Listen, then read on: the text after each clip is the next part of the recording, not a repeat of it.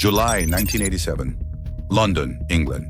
Sa ilalim ng isa sa pinakamayayamang lugar sa Britain, nakatago sa likod ng makakapal na bakal, reinforced concrete at mabibigat na vault doors, may kayamanang halos imposibleng sukatin ang halaga. Hindi dahil walang makapagbilang ng mga ito, kundi dahil marami sa mga yaman na iyon, hindi dapat malaman ng kahit na sino na nag-e-exist. Sa loob ng daan-daang private safe deposit boxes, may bundles ng cash, diamonds, gold bars, jewelry, bearer bonds, family heirlooms, confidential business documents, at mga kayamanang hindi kailanman idineklara sa gobyerno. Ang mga taong naglagay ng yaman nila rito ay naniniwalang natagpuan na nila ang pinakaligtas na lugar sa buong London. Yung iba, walang tiwala sa bangko. Yung iba naman, ayaw itago ang mga ito sa sarili nilang bahay. Kaya nagtiwala sila sa ibang bagay. Isang private vault na nakatago sa ilalim ng Knightsbridge. Isang pasilidad na itinayo sa isang simpleng pangako.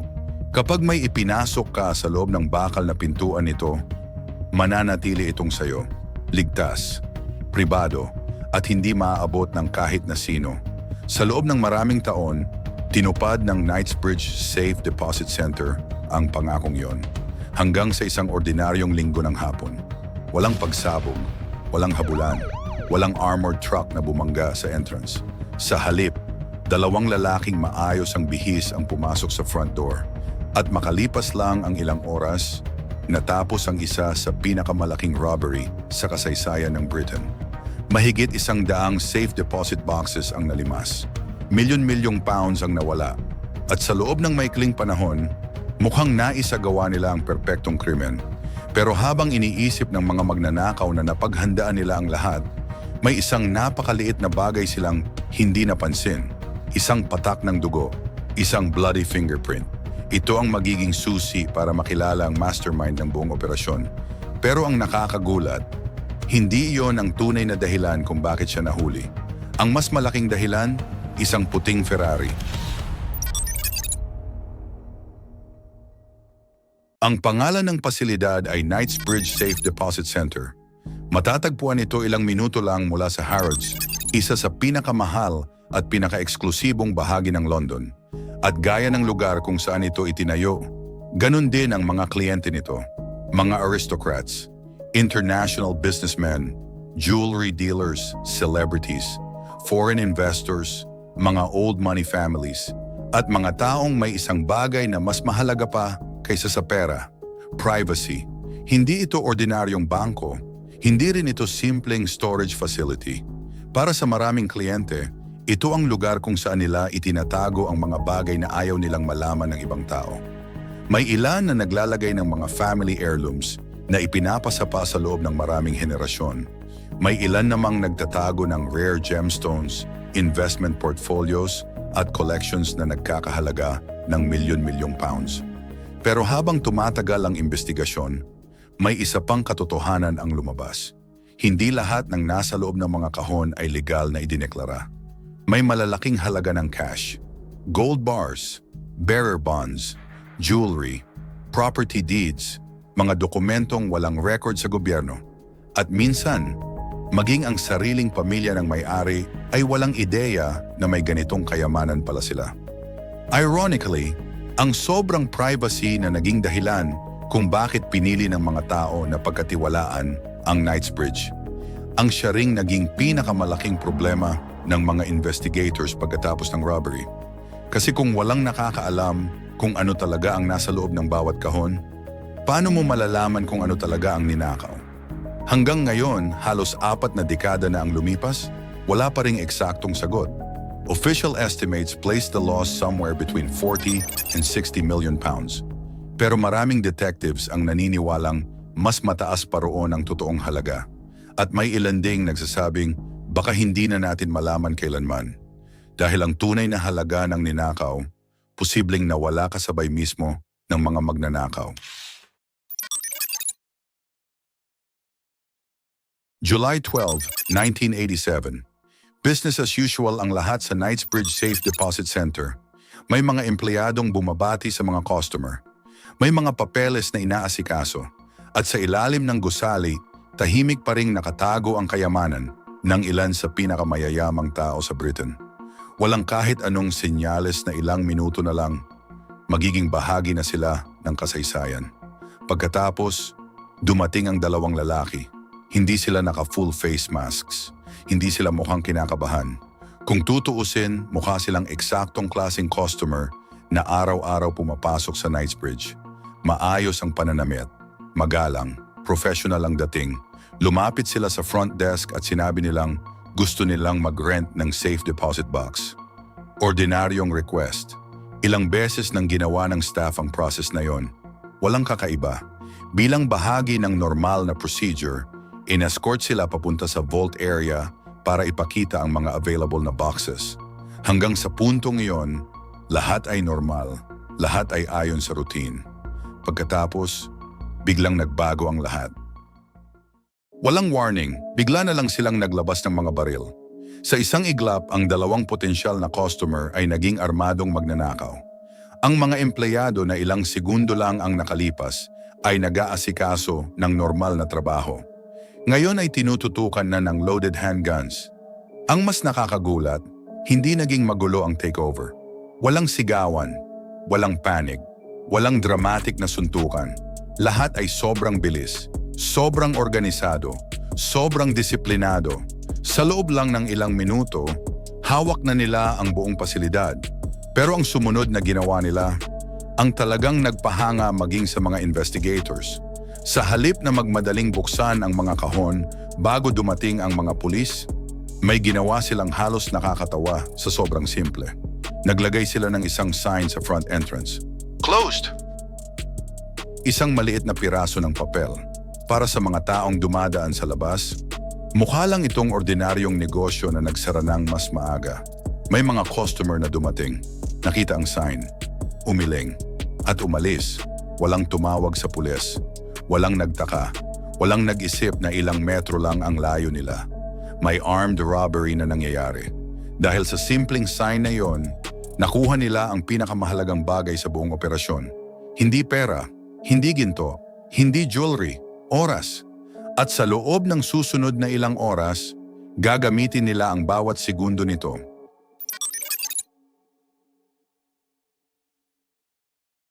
Kung iisipin mo, halos nakakatawa yung sign na isinabit nila.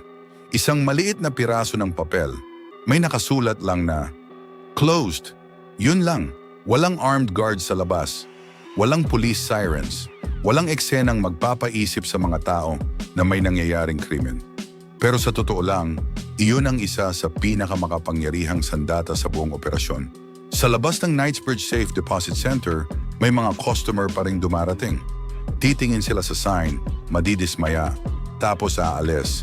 Wala siguro silang operation ngayon. Balik na lang ako bukas. Ganun lang. Walang tumawag sa pulis. Walang nagtaka kung bakit biglang nagsara ang isa sa pinaka-busy na private vault facilities sa London. Para sa mga taong dumadaan, simpleng inconvenience lang yon. Pero sa loob, ibang mundo na ang nangyayari. Kontrolado na ng mga magnanakaw ang buong building. Kontrolado na ang security personnel, hindi na makagalaw ang mga empleyado, at lahat ng communication nasa kamay na ng grupo. Sa unang pagkakataon simula nang magbukas ang Knightsbridge Safe Deposit Center, ang buong vault ay pag-aari ng mga kriminal. At alam nila yon. Ito ang malaking kaibahan ng robbery na ito sa karamihan ng mga heists. Karaniwan, nagmamadali ang mga magnanakaw. Bawat segundo mahalaga, kasi anumang oras, pwedeng dumating ang pulis. Pero hindi dito. Hindi sila nagmamadali. Hindi sila nagpapanik. Kasi may isang bagay silang na-realize. Walang darating. Wala pa. Yung simpleng closed sign, binigyan sila ng pinakamahalagang resource sa buong operasyon. Oras. At balak nilang gamitin ang bawat minuto nito. Habang tuloy ang normal na buhay sa labas, isa-isang dumarating ang iba pa nilang kasamahan. Kung titingnan mo mula sa kalsada, mukha lang silang ordinaryong customers. May pumapasok, may lumalabas.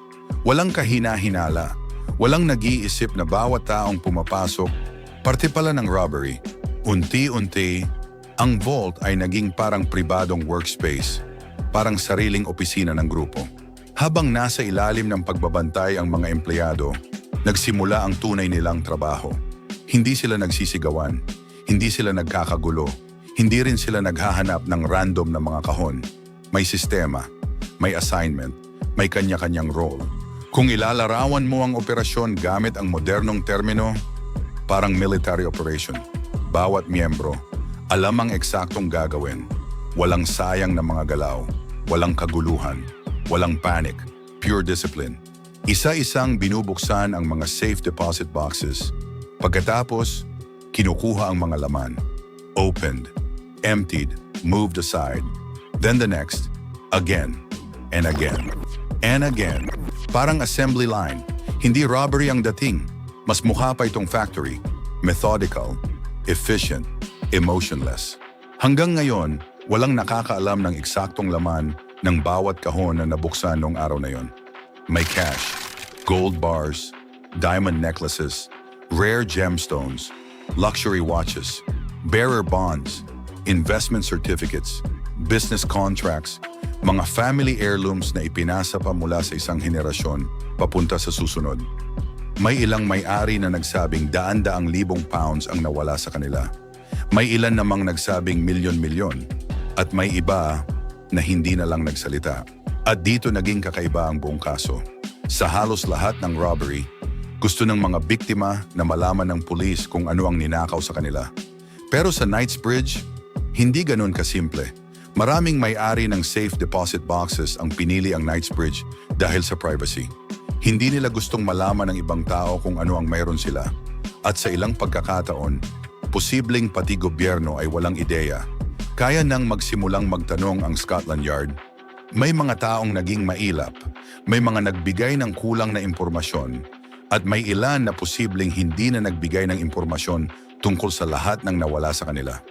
Imagine mo yon, ang mismong secrecy na naging dahilan kung bakit sila nagtiwala sa vault, siya ring naging proteksyon ng mga magnanakaw pagkatapos ng robbery. Lumipas ang mga oras, habang patuloy na binubuksan ng grupo ang bawat kahon, palaki ng palaki ang halaga ng nawawalang yaman. By the time the operation finally ended, somewhere between 120 and 146 safe deposit boxes had been emptied. Magkakaiba ang bilang depende sa source. Pero isang bagay ang hindi pinagtatalunan. Wala pang katulad nito sa kasaysayan ng Britain. Hindi nila pinasabog ang vault. Hindi nila sinira ang makakapal na bakal. Hindi sila gumamit ng heavy equipment. Hindi sila nag-drill. Hindi sila naghukay ng tunnel. Niloko lang nila ang mga tao at gumana ito. Pagkatapos ng operasyon, umalis lang sila. Ganun kasimple. Walang habulan, walang putukan, walang dramatic escape. Habang ang mga magnanakaw ay papalayo na sa Knightsbridge, wala pa ring ideya ang karamihan sa London na katatapos lang ng isa sa pinakamalaking robberies sa kasaysayan ng bansa. Sa loob ng maikling panahon, parang invisible ang buong krimen. Nandoon pa rin ang closed sign, nasa loob pa rin ang mga empleyado, at ang mga magnanakaw, matagal nang nakalayo. Sa iba't ibang bahagi ng London, tuloy lang ang araw ng mga tunay na biktima. May nasa business meeting, may mga nagsha-shopping, may mga kumakain ng lunch. Walang kahit isa sa kanila ang may alam na sa ilalim ng Knightsbridge, wala na ang bahagi ng kanilang kayamanan. Nang tuluyan ng mabawi ng mga empleyado ang control sa building, doon lang gumuho ang ilusyon.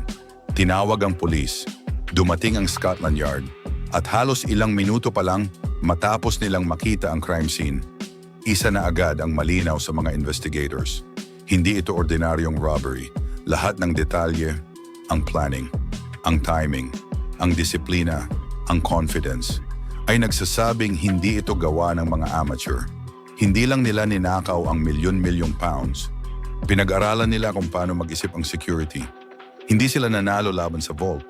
Nanalo sila laban sa mga taong nagbabantay rito. Habang iniikot ng forensic team ang buong building, isang investigator ang may napansin. Napakaliit. Halos hindi makita. Isang maliit na mancha. Posibleng hindi ito mapansin ng kahit sinong ordinaryong tao. Pero para sa forensic experts, sapat na yon para mapahinto sila. Mukhang may isa sa mga magnanakaw ang nasugatan habang nasa loob ng vault. At sa sobrang liit ng sugat, hindi niya napansing may naiwan siyang ebidensya. Isang patak ng dugo. Kasama nito, isang bloody fingerprint. Sa oras na yon, wala pa itong pangalan. Isa lang itong fingerprint. Isa lang itong forensic sample. Pero alam ng Scotland Yard ang isang bagay na hindi alam ng mga magnanakaw. Ang malalaking kriminal, bihirang mahuli dahil sa pinakamalaki nilang pagkakamali. Mas madalas, nahuhuli sila dahil sa pinakamaliit. At balang araw, magkakaroon ng pangalan ang fingerprint na yon. At sa sandaling mangyari iyon, magsisimulang bumagsak ang buong imperyo ng Knightsbridge robbery.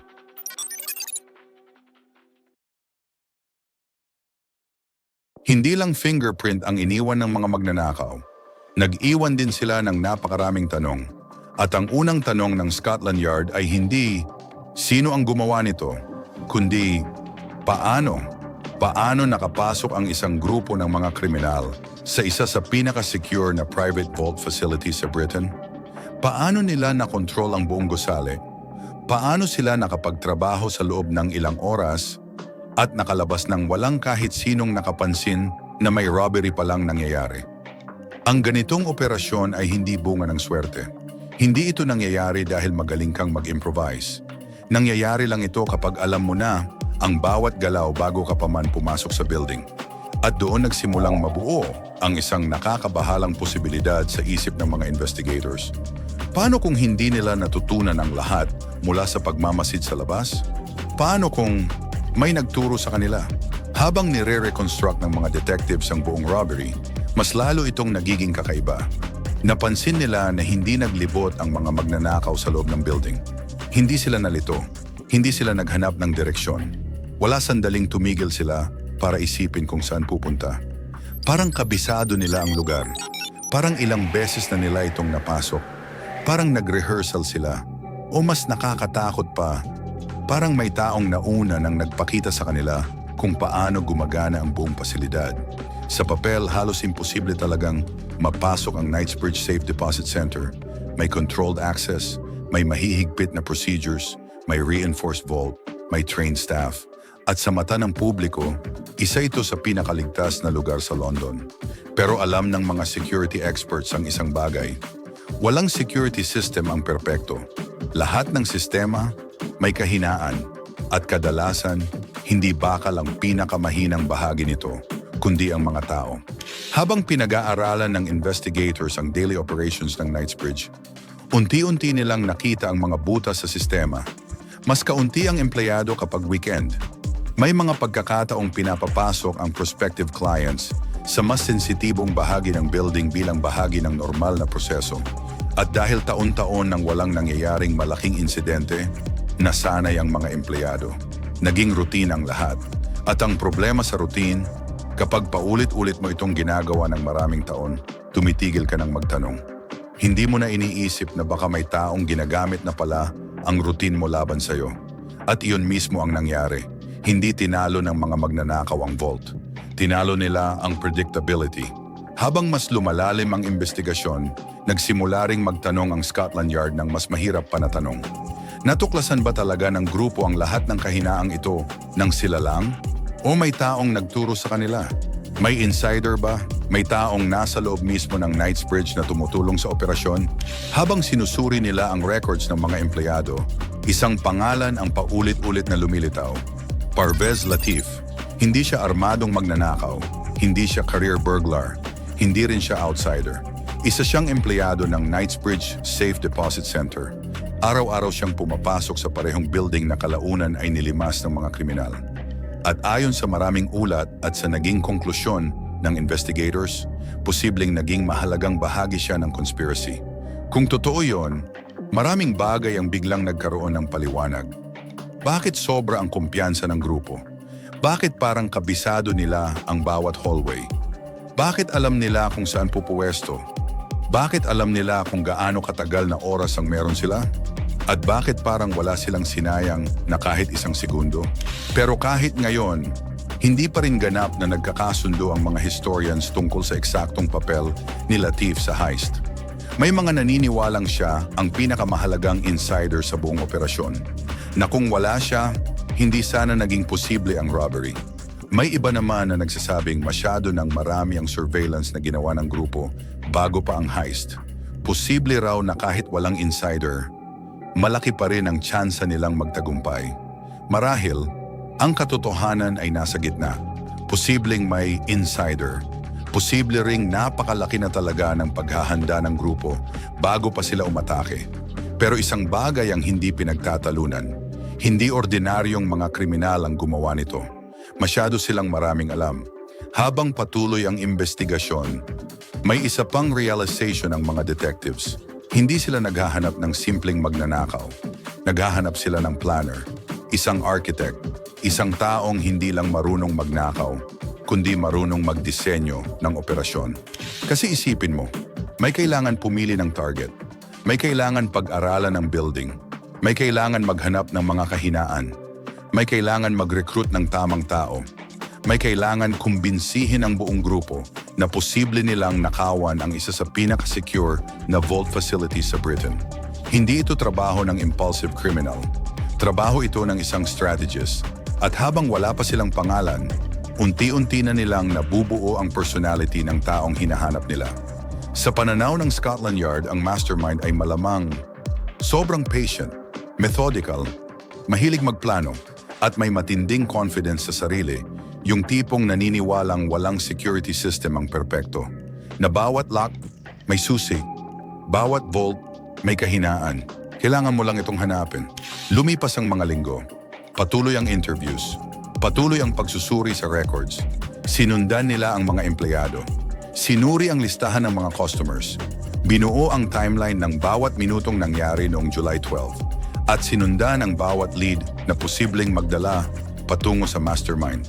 Pero isa-isa ring nauwi sa wala ang karamihan sa mga ito. Samantala, ang mga taong responsable sa robbery, matagal nang wala sa Britain, nakakalat na sila sa iba't ibang bahagi ng Europe. At habang ang Scotland Yard ay nagsisimula pa lang sa kanilang paghahanap, ang mastermind ng buong operasyon ay malamang naniniwalang nakagawa siya ng perpektong krimen. Hindi pa niya alam na ang maliit na fingerprint na naiwan niya sa loob ng vault ay naghihintay lang ng isang bagay, isang pangalan. At sa oras na matagpuan yon, magsisimula ang tunay na habulan.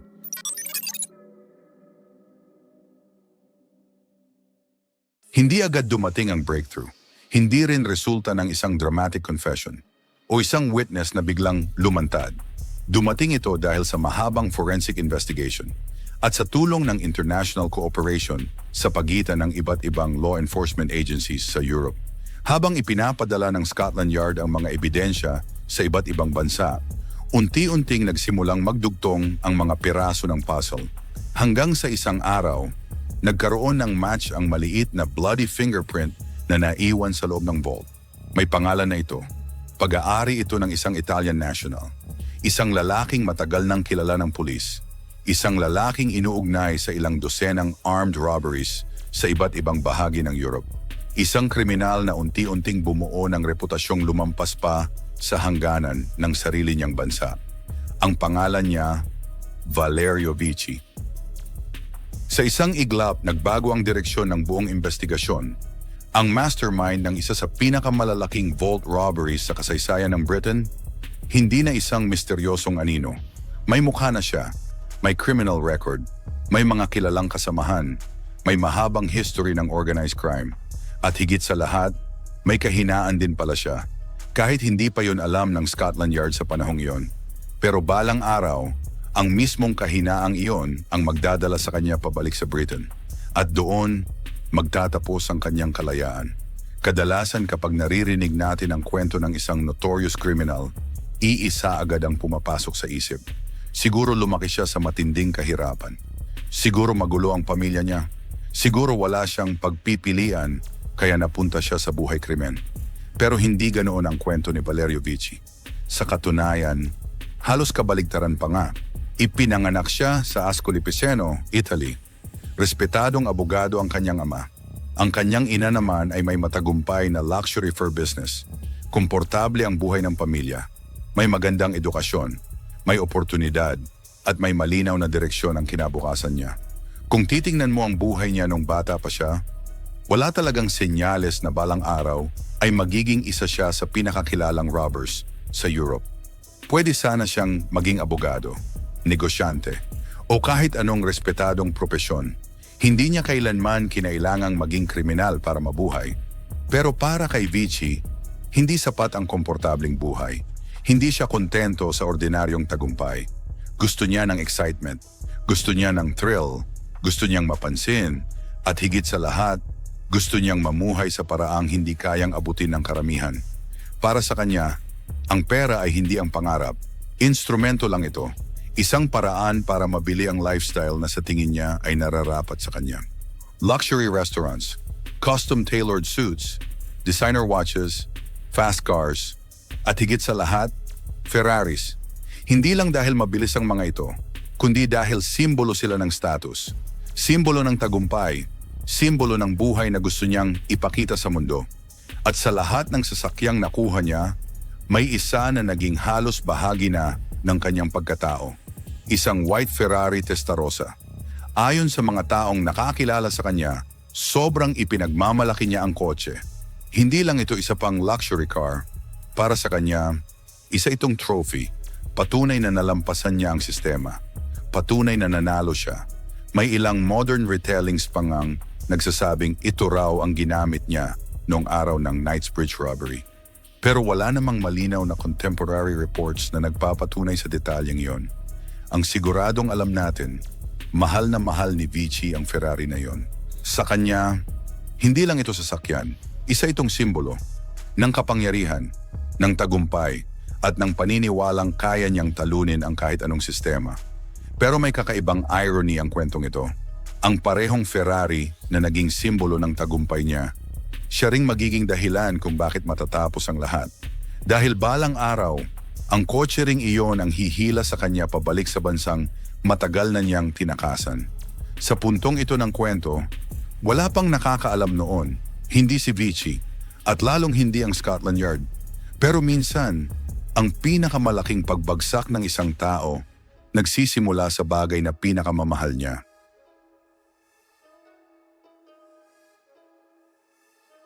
Bago pa man malaman ng buong Britain ang pangalan ni Valerio Vici, may isa ng kalaban ng tahimik na gumagalaw. Scotland Yard. Sa loob ng mahigit isang siglo, ang Detective Division ng Metropolitan Police ang humawak sa ilan sa pinakamalalaking kaso sa kasaysayan ng Britain. Mula kay Jack the Ripper hanggang sa Great Train Robbery, political assassinations, terrorist attacks, organized crime. Paulit-ulit na may isang pattern. May mga kriminal na naniniwalang kaya nilang maglaho. At halos sa bawat pagkakataon, hinahanap sila ng Scotland Yard. Hindi dahil sa swerte, hindi dahil sa aksidente, kundi dahil sa isang bagay. Pasensya, disiplina, at isang ugaling hindi basta sumusuko kahit gaano katagal ang kaso. At si Valerio Vici, naniniwala siyang kaya niyang talunin ang lahat ng iyon. Sa loob ng ilang panahon, tama siya. Noong panahong iyon, wala na siya sa Britain. Tapos na ang robbery, nawala na ang pera. Nagkahiwa-hiwalay na ang grupo. At sa kung saan sa Europe, ini-enjoy na niya ang pinakamalaking tagumpay ng buong criminal career niya. Samantala, nagsisimula pa lang ang Scotland Yard. Imagine mo ang frustration ng mga detectives. Isa sa pinakamalaking robberies sa kasaysayan ng Britain. Nangyari during broad daylight, sa isa sa pinakamayamang bahagi ng London, laban sa isa sa pinaka-secure na private vaults sa bansa. At ang mastermind, wala na. Hindi lang ito nakakahiya para sa law enforcement. Personal na hamon na ito. May isang tao sa labas ng Britain na naniniwalang naloko niya ang pinakasikat na detectives sa bansa. At hindi iyon basta kayang tanggapin ng Scotland Yard. Habang paulit-ulit nilang nire-reconstruct ang robbery, mas lalo silang humanga rito. Oh, humanga. Parang pangit pakinggan. Pero ang mga experienced investigators, marunong silang kumilala ng mahusay na plano kapag nakita nila ito. Hindi ito reckless. Hindi ito impulsive. Hindi ito operation na minadali. Bawat detalye, halatang pinag-isipan. Maingat na pinili ang target. Pinag-aralan ang security. Kinuwenta ang timing. At kahit yung simpleng closed sign, may sinasabi tungkol sa taong nasa likod ng buong operasyon. Karamihan sa mga magnanakaw, ang iniisip ay kung paano papasok, paano bubuksan ang vault, paano sisirain ang lock. Pero iba ang tanong ni Vici. Hindi niya tinanong ang sarili niya kung paano papasukin ang building. Ang tanong niya, Paano ako makakakuha ng sapat na oras? At iyon ang naging pinakamatalinong bahagi ng buong plano. Kasi may isang bagay siyang naintindihan na hindi makomprehend ng maraming kriminal. Naniniwala ang tao sa normal. Kapag mukhang ordinaryo ang isang sitwasyon, kadalasan hindi na sila nagtatanong. Maglalakad lang sila palayo at iyon mismo ang nangyari. Dahil sa simpleng closed sign, nagawa ng grupo niyang manatili sa loob ng vault ng ilang oras. Hindi minuto, oras. At habang tumatagal sila sa loob, hindi tumataas ang tsansa nilang mahuli.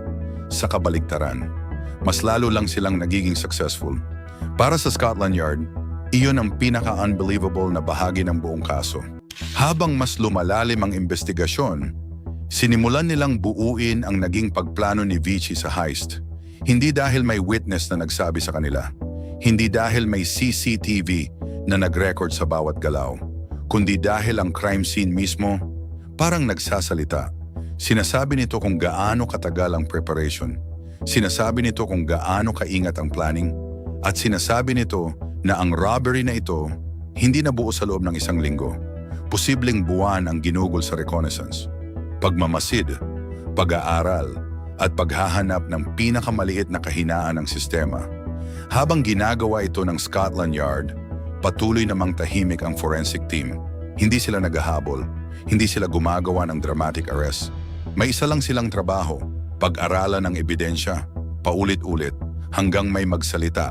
At sa lahat ng ebidensya sa loob ng vault, isa lang ang may kakayahang magbigay ng pangalan, yung bloody fingerprint. Noong una, wala lang itong ibig sabihin, isang anonymous na marka. Pero habang ipinapadala ito sa iba't ibang law enforcement agencies sa Europe, unti-unti nang lumiliit ang mundo ng mastermind. Hindi pa yon alam ni Vici. Habang ini-enjoy niya ang milyon-milyong pounds at ang luxury lifestyle na matagal na niyang pinangarap, ang maliit na patak ng dugo na naiwan niya sa London, papalapit na sa kanya. At sa sandaling magkaroon ng pangalan ng fingerprint na yon, titigil na siyang maging multo. Magiging target na siya ng law enforcement.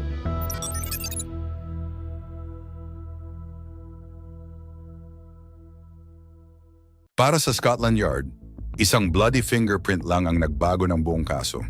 Bago nila makuha ang fingerprint na yon, ang mastermind ay parang isa lang anino, isang theory, isang criminal profile na binuo mula sa paraan ng pagkakagawa ng robbery. Pero ngayon, may pangalan na ang anino, Valerio Vici. At kapag may pangalan ka na, pwede ka nang hanapin, hindi lang ang mukha mo, kundi ang buong buhay mo, ang nakaraan mo, ang mga kaibigan mo, ang mga nakatrabaho mo, ang mga lugar na pinupuntahan mo, ang mga nakasanayan mo, at higit sa lahat, ang mga kahinaan mo. Dahil kahit gaano kaingat ang isang kriminal, may mga bakas pa rin siyang naiiwan. At ang mga bakas ni Vici, hindi lang umabot sa London. Umabot ang mga ito sa buong Europe. Hindi na bago ang pangalan niya sa Italian authorities. Sa kanila, hindi siya misteryosong kriminal na bigla na lang lumitaw sa Britain. Matagal na nila siyang kilala. Isang lalaking inuugnay sa ilang dosenang armed robberies. May malawak na koneksyon, komportable sa mundo ng organized crime, at marunong gumalaw sa criminal networks ng halos walang iniiwang bakas. Para sa Scotland Yard, mahalagang realization yon. Ibig sabihin, hindi ang Knightsbridge ang nagturo sa kanya kung paano magnakaw. Ang Knightsbridge, ang culmination ng lahat ng natutunan niya sa Italy. Bawat robbery, bawat escape, bawat successful deception, bawat pagkakataong nakaiwas siya sa batas. Lahat ng iyon, parang training lang pala para sa pinakamalaki niyang operasyon. At iyon ang dahilan kung bakit siya napakadelikado. Hindi siya natututo habang ginagawa ang krimen. Matagal na siyang professional. Pero habang hinahanap ng Scotland Yard si Vici, may isa pa silang mas komplikadong problema. Hindi ang mastermind, kundi ang kayamanan. Nasaan na ang lahat ng ninakaw? Hindi kasi simpleng cash ang laman ng vault. Hindi ito isang malaking bag ng pera na pwede mo lang itago. Iba-iba ang ninakaw ng grupo. Gold, diamonds, luxury watches, jewelry, bearer bonds, foreign currency, confidential documents, private assets, at bawat isa sa mga iyon, ibang problema ang dala. May pwedeng ibenta agad, may kailangang itago muna, May kailangang ismuggle palabas ng bansa. May kailangang lusawin. May kailangang i-recut. May kailangang i-launder. At bawat hakbang, mas tumataas ang risk. Sa maraming paraan, mas mahirap ang nangyari pagkatapos ng robbery kaysa sa robbery mismo. Kasi mas madaling magnakaw. Ang mas mahirap ay ang gawing legal na pera ang ninakaw. Lalo na kung buong Europe ang naghahanap sa'yo. Bawat transaksyon, may posibilidad na may makakita. Bawat middleman, pwedeng maging informer. Bawat bagong kasabwat, dagdag na panganib. At habang lumalaki ang halaga ng ninakaw, lalo ring humihirap itong itago. May isa pang problema ang Scotland Yard, ang mismong mga biktima. O mas tamang sabihin, ang katahimikan ng mga biktima. Karamihan sa mga customer ng Knightsbridge ay may isang bagay na pinapahalagahan higit sa lahat, privacy. May mga ordinaryong wealthy families na gusto lang protektahan ang kanilang mga ari-arian. Pero may iba na may tinatagong assets na hindi kailanman pwedeng ideklara. Cash na walang record, gold na walang nakakaalam, bearer bonds na halos walang paper trail, jewelry na maaaring magdulot ng maraming tanong kapag bigla na lang lumitaw. Kaya nang magsimulang magtanong ang pulis, hindi lahat gustong magsabi ng buong katotohanan. May mga nagbigay ng vague estimates. May mga nagsabing, hindi ko na matandaan. May ilan namang posibleng hindi na lang sinabi ang lahat ng nawala sa kanila. Kaya naging kakaiba ang sitwasyon. Sinusubukan ng Scotland Yard na masolve ang isa sa pinakamalaking robbery sa kasaysayan ng Britain, habang ang ilan sa mga biktima mismo ay natatakot magsabi kung ano talaga ang ninakaw sa kanila. Ang vault ay itinayo para sa secrecy. At ngayon, ang secrecy na iyon ang mismong nagpoprotekta sa mga kriminal. Samantala, wala na si Vici sa Britain. Ginawa niya ang unang bagay na ginagawa ng halos lahat ng matagumpay na fugitives. Umalis ng bansa, lumayo sa crime scene, at hayaan ang panahon ng magpalamig sa kaso. Sa isip niya, nagawa na niya ang imposible. Hindi lang siya yumaman. Napatunayan din niyang mas matalino siya kaysa sa sistema. Mas matalino kaysa sa guards. Mas matalino kaysa sa mga may-ari ng vault. At mas matalino kaysa sa Scotland Yard. Sa loob ng ilang panahon, mukhang tama siya. May fingerprint na ang pulis. May pangalan na rin. May theory na sila. Pero wala pa rin ang taong hinahanap nila. At habang wala si Vici, wala pa rin closure ang buong kaso. Sa puntong ito ng kwento, karamihan sa mga kriminal ay nag-iingat na, nagpapalit ng pangalan, pinuputol ang koneksyon sa mga dating kasamahan, iniiwasan ang luxury lifestyle, at sinusubukang maglaho habang buhay. Pero may isang problema, hindi ganoon mag-isip si Valerio Vici. At iyon ang magiging pinakamalaki niyang pagkakamali.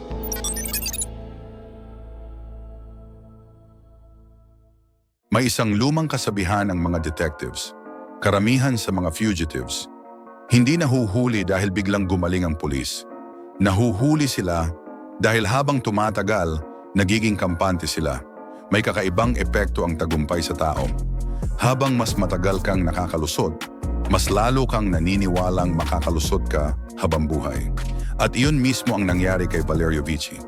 Para kay Vici, ang Knightsbridge robbery ay hindi lang isa pang successful na krimen. Patunay ito. Patunay na kaya niyang gawin ang bagay na akala ng lahat ay imposible. Hinamon niya ang isa sa pinakaginagalang na police force sa mundo at nanalo siya. Ninakawan niya ang isa sa pinaka-secure na private vault sa Britain. Nakatakas dala ang milyon-milyong pounds, tumawid ng international borders, at naglaho na parang multo. Sa pananaw niya, naging posible ang imposible.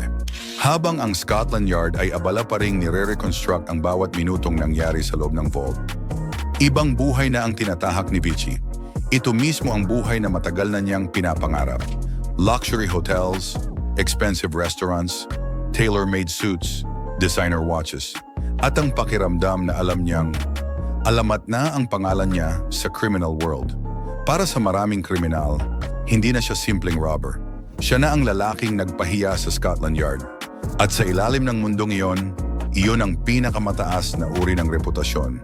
Pero salungat sa madalas nating makita sa pelikula, hindi natatapos ang malalaking investigasyon pagkatapos ng ilang dramatic breakthroughs. Sa katunayan, Doon palang nagsisimula ang pinakamahirap na bahagi. Humihina ang ingay ng media, nawawala ang mga TV cameras, tumitigil ang mga headline, pero sa loob ng Scotland Yard, tuloy pa rin ang trabaho. Phone calls, surveillance, international intelligence, financial records, border movements, known associates, lahat ng maliit na impormasyon, mahalaga. Kasi may isang bagay na pinaniniwalaan ng mga detectives. Walang taong kayang magtago habang buhay. Darating ang araw na may gugustuhin siya. At kapag nangyari iyon, magkakamali siya. Ang tanong lang, ano ang una niyang magiging pagkakamali? Para sa karamihan ng tao, ang Ferrari ay isa lang mamahaling sasakyan. Pero para kay Vici, iba ang ibig sabihin nito. Hindi lang ito kotse, simbolo ito ng tagumpay, simbolo ng lahat ng gusto niyang patunayan sa mundo. Na mas matalino siya kaysa sa lipunan, mas matalino kaysa sa pulis, mas matalino kaysa sa mga taong naniniwalang laging natatalo ang mga kriminal sa huli. At marahil, ang pag-alis niya sa Britain nang wala ang Ferrari, para sa kanya ay parang pag-amin ng pagkatalo. Hindi natin alam kung gaano kadalas niyang naiisip ang kotse pagkatapos niyang tumakas. Walang diary, walang recording, walang confession tungkol doon. Pero may isang bagay tayong alam. Sa kalaunan, ang simpleng pag-iisip ay naging desisyon. Babalik siya. Isipin mo yon. Meron ka ng milyon-milyong pounds. Malaya ka na. May pagkakataon kang magsimula ng bagong buhay sa ibang bansa. At sa kabila ng lahat ng iyon, isang kotse lang ang sapat para hilahin ka pabalik sa bansang aktibong naghahanap sa'yo. Hanggang ngayon, isa pa rin ito sa hindi ka panipaniwalang desisyon sa modern criminal history. Hindi dahil questionable ito, kundi dahil sobrang pangtao na pagkakamali. Matapos niyang magawa ang halos imposibleng pagtakas, hindi niya pa rin kayang bitawan ang paborito niyang pag-aari. Sa puntong ito, alam na ng Scotland Yard kung sino ang hinahanap nila. Nagawa na ng fingerprint ang trabaho nito. Nagawa na rin ng international investigation ang natitirang bahagi. Hindi na anonymous criminal si Vici. Isa na siya sa most wanted fugitives ng Britain. Hindi lang nila alam kailan siya babalik o kung babalik pa ba talaga. Pero may kutob sila. May mga taong katulad ni Valerio Vici na bihirang mawala ng tahimik. Sa huli, ang confidence nila ang nagtataksil sa kanila. Unti-unti ay ego na ang gumagawa ng mga desisyon, imbes na instincts. At iyon mismo ang hinihintay ng Scotland Yard. Sa puntong ito, hindi na lang ito tungkol sa nawawalang kayamanan. Personal na rin ito. Gusto nilang patunayan na kahit gaano katalino ang isang kriminal, hindi niya kayang talunin ang batas habang buhay. Kaya naghintay sila. Linggo, buwan, tahimik lang. Pagkatapos, dumating ang araw na hinihintay nila. Bumalik si Valerio Vici sa Britain. Hindi para magnakaw ulit, hindi para kunin ang natitirang pera, hindi para patahimikin ang mga witness, at lalong hindi dahil pinuwersa siya ng mga otoridad. Bumalik siya dahil sa Ferrari, yung white Ferrari Testarossa na naiwan niya sa Britain. Yung parehong sasakyan na naging simbolo ng lahat ng naabot niya. Yung parehong sasakyan na hindi niya kayang iwan. Napakabigat ng irony. Ang lalaking maingat na nagplano ng isa sa pinakamalaking robbery sa kasaysayan ng Britain. Ang lalaking pinag-aralan ng bawat routine, inunahan ang bawat security procedure, at niloko ang Scotland Yard, ay kusang bumalik. Hindi siya naibalik ng fingerprint. Hindi siya naibalik ng surveillance. Hindi siya naibalik ng international manhunt. Ang nagpabalik sa kanya, sarili niyang pride. Pero sa pagkakataong ito, wala ng master plan, wala ng psychological tricks, wala ng close sign, wala ng perfect escape. Noong kumilos ang Scotland Yard, natapos na rin ang laro. Ang lalaking minsang naglakad patungo sa Knightsbridge Safe Deposit Center bilang ordinaryong customer, ngayon ay naglakad palabas na nakaposas. Para sa mga detectives na ilang taon siyang hinabol, hindi lang ito arrest, validation ito. Patunay na kayang talunin ng pasensya ang brilliance, na kayang talunin ng disiplina ang arrogance. At kahit gaano kaingat ang isang kriminal, may isa at isa pa ring ebidensya na maiiwan. Minsan, fingerprint iyon. Minsan, ego. kay Valerio Vici. Pareho, nahuli na ng Scotland Yard ang mastermind ng Knightsbridge robbery. Nagdiwang ang media, nagdiwang ang publiko. Sa wakas, nahuli na ang lalaking nagpahiya sa British law enforcement. Pero kahit tapos na ang pinakamalaking habulan, may isang napakalaking misteryo pa ring hindi nasasagot. Nasaan ang pera? Dahil ang paghuli sa magnanakaw ay hindi ibig sabihin na nahanap mo na ang kayamanan. At kahit matapos ang lahat ng taon na ginugol sa investigasyon, milyon-milyong pounds pa rin ang nawawala. Nahuli na ang mastermind. Pero ang pinakamalaking misteryo ng Knightsbridge robbery, magsisimula pa lang.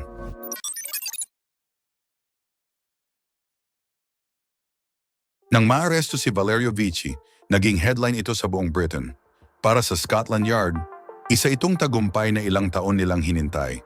Nahuli na nila ang lalaking nagpahiya sa British law enforcement, yung lalaking pumasok sa isa sa pinaka-secure na private vault sa London at lumabas na may dalang milyon-milyong pounds.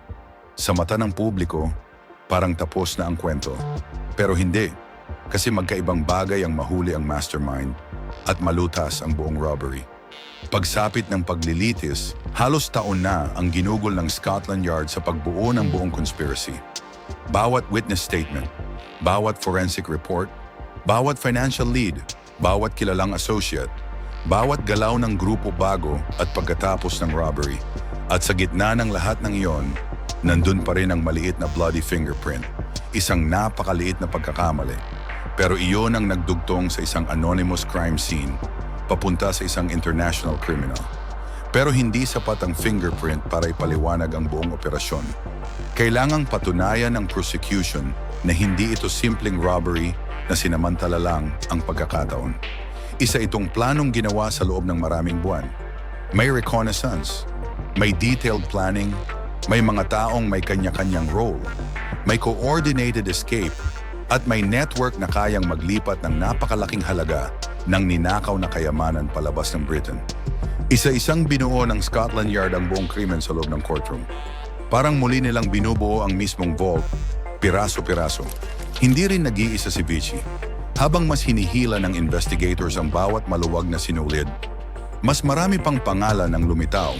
Israel Pincas, David Poole, Eliahu Efrati, at ilan pang suspects na naiugnay sa iba't ibang bahagi ng robbery at sa pagkawala ng mga ninakaw na assets. May mga direktang inakusahan na kasama sa operasyon. May iba namang pinaniniwala ang tumulong sa pagbebenta o pagtatago ng mga ninakaw. At may ilan na hanggang ngayon pinaniniwala ang may papel sa kaso pero hindi kailanman ganap na napatunayan. At iyon ang isa sa pinakamahirap na bahagi ng organized crime. Bihira mong makita ang buong organisasyon, yung nasa itaas. Madalas kaunti lang ang alam tungkol sa mga nasa ibaba. Yung mga nasa ibaba, kaunti lang din ang alam tungkol sa mga nasa itaas. At yung mga nasa gitna, sapat lang ang alam para maprotektahan ang buong network. Sa kabila nito, malaking bahagi ng conspiracy ang nailantad ng Scotland Yard. Pero hindi lahat. May isa pang problemang hinarap ang investigators. At kahit gaano sila kagaling, wala silang kontrol dito, ang mismong mga biktima. Sa halos lahat ng robbery, iisa ang unang tanong ng pulis. Ano ang ninakaw? Pero sa Knightsbridge, hindi ganoon kasimple. Maraming customer ang nag-rent ng safe deposit box dahil gusto nilang manatiling pribado ang kanilang mga ari-arian. May mga lehitimong dahilan, family jewelry, business contracts, rare collectibles, private correspondence. Pero may iba rin na posibleng hindi ganoon kasimple ang dahilan. Malalaking halaga ng cash, undeclared assets, bearer bonds, gold, mga bagay na hindi kailanman lumabas sa official records. Kaya nang tanungin sila ng Scotland Yard kung ano ang eksaktong nawala, nag-atubili ang ilan, may kulang ang ibang listahan, may ilan na nagbigay lang ng estimate, at malamang may mga bagay na hindi na lang nila sinabi. Imagine mo ang irony, yung parehong secrecy na naging dahilan kung bakit sila nagtiwala sa Knightsbridge. Siya ring naging dahilan kung bakit halos imposibleng malaman ang totoong halaga ng ninakaw. Dahil paano mo bibilangin ang kayamanang hindi naman inamin na nag-e-exist, So although official estimates settled somewhere between 40 and 60 million pounds, even Scotland Yard privately acknowledged that figure might never be accurate. Posibleng mas mataas pa. At baka hindi na natin malaman kailanman. Mas mahirap ding mabawi ang ninakaw kaysa hulihin ang magnanakaw. Ang cash, madaling ipasa sa ibang tao. Ang jewelry, pwedeng baklasin. Ang gemstones, pwedeng i-recut. Ang ginto, pwedeng lusawin. Ang documents, pwedeng sirain. At ang assets, pwedeng ilipat sa iba't ibang bansa. Bawat araw na lumilipas, mas lumalamig ang trail. May ilang bahagi ng ninakaw ang na-recover. May ilang valuables na natunton. May ilang arrests na nagbigay ng panibagong ebidensya. Pero napakalaki pa rin ang nawawala. Milyon-milyong pounds ang tila naglaho na lang. May mga detectives na naniniwalang na launder ang pera sa iba't ibang criminal organizations sa Europe. May iba namang naniniwalang matagal nang naitago ang ilang bahagi bago pa nagsimula ang mga arrests. May isa pang theory na posibleng may mga kasabwat na nagtago ng sarili nilang parte ng sobrang husay na kahit si Vici mismo ay hindi alam kung saan napunta ang lahat. Pero hanggang ngayon, wala ni isa sa mga theory na iyon ang napatunayan. At iyon ang dahilan kung bakit buhay pa rin ang misteryo. Kasi hindi tulad ng fingerprint. Ang pera, hindi nagsasalita. Sa buong investigasyon at paglilitis, hindi rin naging cooperative si Vici. Hindi siya naging kriminal na bigla na lang ibinunyag ang lahat. Hindi siya interesado tulungan ang Scotland Yard na mahanap ang nawawalang kayamanan. Kung alam man niya kung saan napunta ang bawat asset, hindi niya sinabi. At kung naipamahagi na ang malaking bahagi ng ninakaw sa kanyang mga pinagkakatiwalaang kasamahan, posibleng kasama nilang nawala ang impormasyong iyon. Para sa mga detectives, nakakabinging frustration yon. Nanalo sila. Nahuli nila ang mastermind, pero may bahagi ng robbery na tuluyan nang nawala sa kanilang mga kamay. Parang sinubukan mong buuhin ang 1,000 pirasong puzzle, tapos sa huli mo lang nalaman na may ilang piraso pa lang wala sa kahon mula pa sa simula. Sa huli, nahuli ng Scotland Yard ang mastermind. Naipakulong ang mga pangunahing responsable. Naipakita nila na kahit isa sa pinakamagagaling na robbers sa Europe, maaari pa ring madala sa hustisya. Pero may isang katotohanang alam ng bawat detective na humawak sa kasong ito. Hindi perpekto ang investigasyon. Kasi kung naging perpekto ito, nabawi sana ang buong kayamanan. Sa halip, hanggang ngayon, may bahagi ng Knightsbridge fortune na nananatiling nawawala. Posibleng nasa private collection ng kung sino. Posibleng natunaw na bilang gold decades ago. Posibleng nailipat na sa ibang henerasyon ng criminal networks. Walang nakakaalam at hanggang ngayon, walang makapagsabi kung gaano talaga kalaki ang nawawala at wala ring makapagsabi kung nasaan ito. Para sa karamihan ng mga kriminal, ang kulungan na ang dulo ng kwento.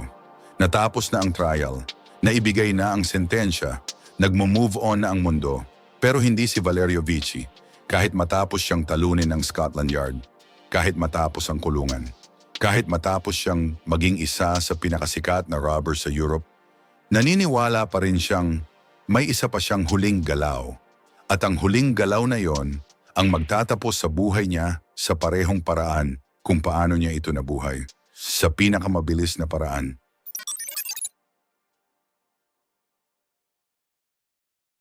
Karamihan sa mga kwento ng mga kriminal nagtatapos sa loob ng courtroom.